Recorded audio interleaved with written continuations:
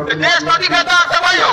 देशप्रतिका दार देशको विकास 20 वर्षमा देशलाई के बनाइदियो, युवाहरूलाई बाहिर पठाइदियो, युवाहरूलाई विदेश पठाइदिने, देशलाई भ्रष्टाचारमा डुबाइदिने र देशको गद्दार हामी हो।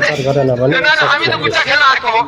एउटा कुरा के भने मानिस रहेछ तपाईँ निर्धारित विषयमा बोल्नुहुन्न भने तपाईँ दाइ छाडेर तल जानुहोस्। यसलाई रेकर्डबाट हटाउने मैले निर्देशन गर्दछु र वक्ता मान्य सदस्य बाँकी विषय आफ्नो अगाडि बढाउन सक्नुहुन्छ।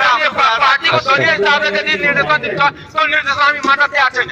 किन सभामुख संसदको मानेको होइन, सभामुखले स्वतन्त्र सांसद साथै जसले पनि मलाई रुलिङ मात्र गर्ने होइन, सबैले रुलिङ गर्नुपर्छ। सबै संसद बराबर हो। यहाँ कोही बापको छोड्नु होइन, कोही सानो होइन। किनकि बारम्बार देख्छु कि हामीले मात्रै रुलिङ गर्ने, स्वतन्त्र सांसदले मात्र रुलिङ गर्ने कि एउटा राष्ट्रपाललाई दुख दिइराख्ने। किनकि एउटा सानो दल छ, एउटा स्वतन्त्र सांसद बोल्न नदिने, त्यसलाई रुलिङ दिने र सरकारको बजेट आफू जम्मै गुम्लाउने, त्यसलाई